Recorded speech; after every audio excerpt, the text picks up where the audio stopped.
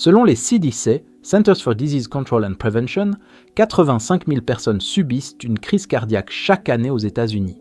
Et voici la partie la plus effrayante. Les crises cardiaques ne choisissent ni le moment ni le lieu. Elles peuvent survenir dans votre voiture, au travail, à l'épicerie ou même chez vous. Maintenant, imaginez être seul à un moment aussi critique sans personne pour aider. Chaque seconde compte et pourrait faire la différence entre la vie et la mort. Mais ne vous inquiétez pas, dans la vidéo d'aujourd'hui, nous vous apprendrons des étapes simples et pratiques qui peuvent augmenter vos chances de survie si vous êtes seul et que vous subissez une crise cardiaque. Restez avec nous jusqu'à la fin, mettez un j'aime et partagez cette vidéo. Cette information pourrait sauver des vies et peut-être même la vôtre. Les maladies cardiovasculaires ne prennent pas de pause. En fait, elles sont la principale cause de décès dans le monde et les chiffres ne mentent pas. Selon l'American Heart Association, un décès sur 5 aux États-Unis est lié à une maladie cardiaque. Une crise cardiaque, également connue sous le nom d'infarctus du myocarde, se produit lorsque le flux sanguin vers le cœur est bloqué, généralement par un caillot dans une artère coronaire. Sans oxygène, le muscle cardiaque commence à mourir rapidement, et chaque minute compte dans de tels moments. La rapidité est de la ligne entre la vie et la mort. Idéalement, une aide immédiate serait disponible, mais la réalité semble souvent différente. Une crise cardiaque peut frapper n'importe où, à tout moment. Et que se passe-t-il si personne n'est là dans ce moment critique ? L'information devient votre meilleur ami. Avez-vous déjà eu une crise cardiaque alors que vous étiez seul ? Quelles mesures avez-vous prises ? Laissez votre commentaire ci-dessous. 1. Reconnaissez immédiatement les symptômes. Le premier pas pour faire face à une crise cardiaque seule est de pouvoir reconnaître les signes. Alors que le symptôme le plus classique est une douleur intense dans la poitrine, décrite comme une pression, une tension ou une sensation de brûlure, une crise cardiaque ne se présente pas toujours de cette manière. Il est essentiel de surveiller une douleur dans la poitrine ou une pression qui dure plus de quelques minutes, qui peut irradier vers le bras gauche, le dos, le cou, la mâchoire ou l'estomac. Un essoufflement, même au repos, une transpiration froide et moite, des vertiges, des nausées ou des vomissements, une faiblesse extrême, une sensation de fainting ou d'anxiété inexplicable, une peau pâle ou grise, ou un sentiment de malheur imminent. Aux États-Unis, on estime qu'environ 200 000 crises cardiaques annuelles surviennent chez des personnes ayant déjà subi au moins une attaque auparavant. La reconnaissance précoce peut prévenir des dommages plus graves au cœur. Ne négligez pas les symptômes légers comme un simple inconfort. Si vous soupçonnez avoir une crise cardiaque, ne restez pas dans le déni. Plus tôt vous accepterez la gravité de la situation, plus vite vous pourrez agir. 2. Appelez immédiatement les services d'urgence, même si vous êtes seul. La technologie moderne offre une ressource puissante, votre téléphone. Appelez le 911 pour les services d'urgence immédiatement. Expliquez clairement que vous pensez avoir une crise cardiaque et fournissez votre adresse ou votre emplacement approximatif. Si possible, mettez l'appel en haut-parleur afin de pouvoir suivre les instructions de l'opérateur tout en gardant les mains libres. N'essayez pas de conduire vous-même à l'hôpital, vous pourriez perdre connaissance au volant, provoquer un accident et mettre en danger à la fois vous-même et les autres. Le temps est critique, chaque minute sans soins médicaux appropriés augmente les dommages à votre cœur. 3. Asseyez-vous ou allongez-vous dans une position confortable. Trouvez un endroit sûr et confortable. Si vous êtes debout, asseyez-vous ou allongez-vous avec la tête et le haut du corps légèrement surélevés à l'aide de oreillers ou en vous appuyant contre un mur par exemple. Cette position aide à améliorer la respiration et réduit la contrainte sur votre cœur. Moins votre corps utilise d'énergie, mieux c'est. 4. Si de l'aspirine est disponible, envisagez d'en prendre. L'aspirine est un anticoagulant léger qui peut aider à prévenir la formation de caillots plus gros ou nouveaux, réduisant potentiellement les dommages au cœur. De nombreux professionnels de la santé recommandent un bon poisson de mâcher un comprimé d'aspirine régulier, environ 300 mg, lorsqu'une crise cardiaque est suspectée car il est absorbé plus rapidement par la muqueuse buccale. Toutefois, ne faites cela que si vous n'êtes pas allergique à l'aspirine et que vous avez été conseillé par un médecin de le prendre dans de telles situations. Si vous n'êtes pas sûr, votre priorité devrait toujours être d'appeler les services d'urgence en premier. Si l'aspirine n'est pas facilement disponible, ne vous mettez pas en danger en la cherchant dans des endroits difficiles d'accès. Évitez les efforts inutiles. Votre sécurité passe avant tout. 5. Contrôlez votre respiration et essayez de rester calme.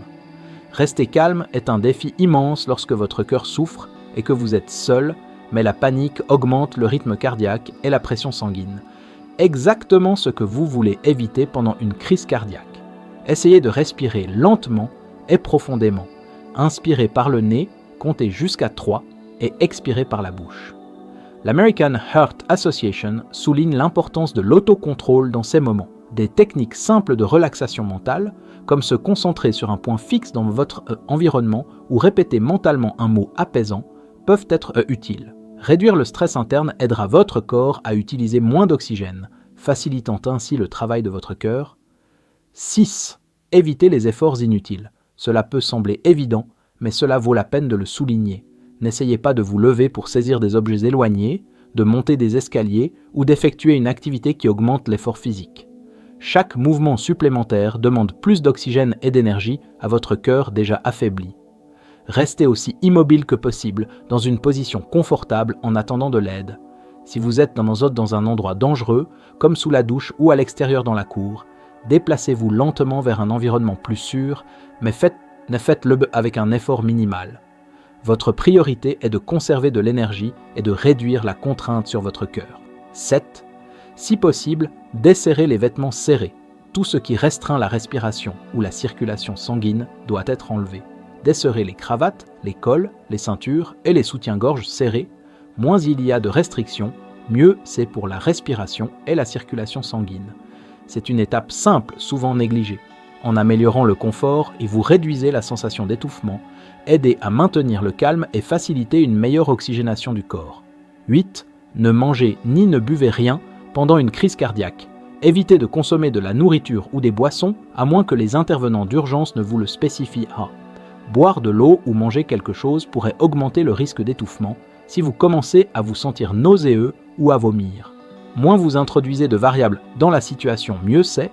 Votre priorité est de rester conscient, de respirer régulièrement et d'attendre l'ambulance ou l'assistance médicale. Avant de continuer, j'ai une nouvelle excitante à partager. Si vous voulez vous engager davantage, je suis ravi de vous informer que nous proposons désormais l'adhésion à la chaîne. En tant que membre, vous paierez une petite cotisation mensuelle et débloquerez des avantages incroyables comme un accès anticipé aux nouvelles fautes vidéo, des réponses prioritaires à vos commentaires, des shorts exclusivement pour les membres, des sondages, des quiz et des emojis non spéciaux et des badges de fidélité juste pour vous. C'est un moyen fantastique de soutenir la chaîne et de vous connecter encore plus avec nous. Cliquez simplement sur le bouton rejoindre et rendons cette expérience encore meilleure ensemble. 9. Surveillez vos symptômes et restez alerte. Si vous êtes conscient, essayez d'observer la progression de vos symptômes. La douleur s'aggrave-t-elle? Se déplace-t-elle vers une autre zone? Ressentez-vous une perte de sensation dans un membre? Bien qu'il soit difficile de se concentrer dans un tel moment, toute information que vous pouvez fournir sera précieuse pour l'équipe médicale à leur arrivée. Rester conscient est également crucial. Si vous sentez que vous êtes sur le point de vous évanouir, essayez de vous positionner de manière à minimiser le risque de chute ou de blessure. Rappelez-vous, votre sécurité est essentielle. 10. Planifiez pour l'avenir. Cette étape n'est pas pour le moment de l'attaque elle-même, mais pour aider à prévenir de vous retrouver dans une telle situation. Comprendre vos facteurs de risque est essentiel. Selon les CDC aux États-Unis, des facteurs tels que l'hypertension artérielle, le cholestérol élevé, le diabète, le tabagisme, l'inactivité physique et l'obésité augmentent considérablement les chances d'une crise cardiaque. Si vous tombez dans l'une de ces catégories, consultez un médecin sur ce qu'il faut faire en cas d'urgence. Gardez votre téléphone chargé en tout temps. Apprenez les itinéraires rapides vers les hôpitaux les plus proches et informez amis et familles de votre état. Certaines personnes conservent de l'aspirine ou des médicaments prescrits par un médecin dans des endroits facilement accessibles au cas où ils auraient pas besoin de les prendre rapidement. Prendre soin de votre cœur va au-delà du moment de l'attaque. Des examens réguliers, une alimentation équilibrée, un exercice physique modéré, la réduction de la consommation d'alcool et l'arrêt du tabac sont essentiels. De petits changements de style de vie peuvent aider à prévenir des problèmes graves à l'avenir. En plus de savoir comment agir lors d'une crise cardiaque, la prévention c'est toujours le meilleur choix.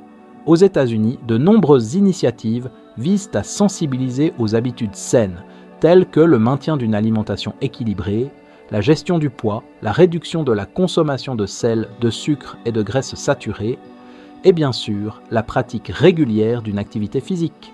Tout cela aide à garder les artères propres, réduisant le risque de plaques graisseuses et de caillots sanguins. L'American Heart Association recommande au moins 150 minutes d'activité physique modérée par semaine dans un régime riche en fruits, légumes, céréales complètes et protéines maigres. De plus, gérer le stress et assurer une bonne qualité de sommeil jouent également un rôle important dans la santé cardiaque. Un autre point crucial est de reconnaître les signes d'alerte. Si vous remarquez quelque chose d'inhabituel dans votre corps, comme une fatigue inhabituelle, des palpitations ou des douleurs thoraciques, ne l'ignorez pas. Plus tôt des problèmes comme l'hypertension artérielle et le cholestérol élevé sont abordés, plus le risque de faire face à une crise cardiaque seule est faible. Souvenez-vous que ces directives ne remplacent pas les soins médicaux immédiats. En cas de crise cardiaque, cherchez de l'aide aussi rapidement que possible. Maintenant, nous voulons avoir de vos nouvelles. Connaissiez-vous déjà ces conseils? Avez-vous d'autres conseils ou expériences à partager? Laissez votre commentaire ci-dessous et aidez les autres à être mieux préparés. L'information sauve des vies. Si vous avez trouvé cette vidéo utile, veuillez taper oui dans les commentaires ci-dessous. Je vous encourage également à découvrir ces 2 vidéos que nous avons sélectionnées spécialement pour vous. Merci de nous avoir regardés.